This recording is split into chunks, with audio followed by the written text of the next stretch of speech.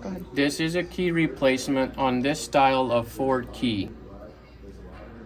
Pretty simple. On the back of the key, you're going to have a little notch right here.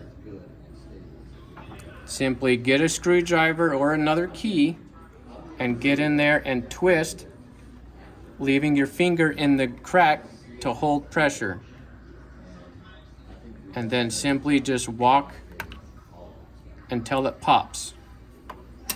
There's going to be a little rubber plate in there for water sealant. And this key is going to be a 2032. To install it back, there's a little ridge right there that lines up with that. Simply place it in, and it should be flush. You can turn it upside down, it won't fall out. Put it on from the key side and slide it up. Hold your pressure on the bottom of the key and snap.